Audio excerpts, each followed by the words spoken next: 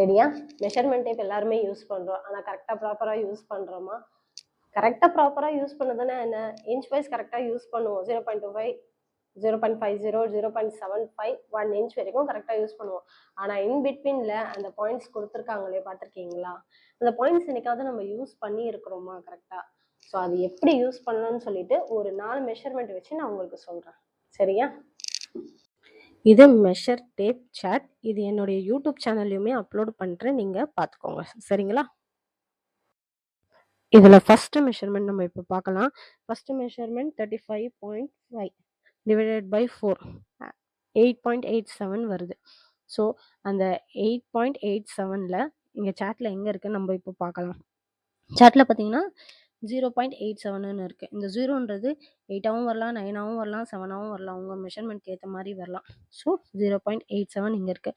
கீழே இருக்கிற காலமில் பார்த்தீங்கன்னா 0.86லேருந்து 0.95 வரைக்கும் உங்களுக்கு அந்த 2 டிஜிட் வந்ததுனாவே இதுக்குள்ளே இருக்கிற டிஜிட் எது வந்தாலுமே 0.75க்கு அப்புறம் இருக்கிற ஒரு லைனில் நீங்கள் மார்க் பண்ணணும்.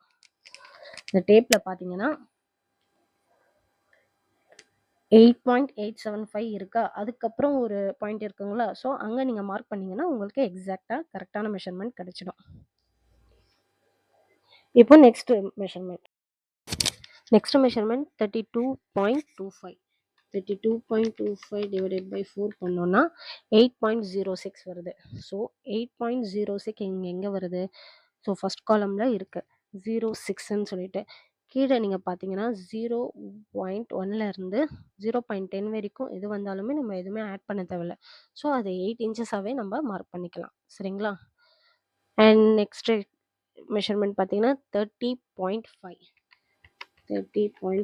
டிவைடட் பை 4 7.62 வருது. 7.62 இங்கே இருக்குது காலமில். ஸோ கீழே பார்த்தீங்கன்னா 0.61லேருந்து 0.70 வரைக்கும் எது வந்தாலுமே 0.50க்கு அப்புறம் இருக்கிற அந்த 1 லைனை நீங்கள் மார்க் பண்ணணும். இங்கே பார்த்தீங்கன்னா மெஷர்மெண்ட் டேப்பில் 7.62வா?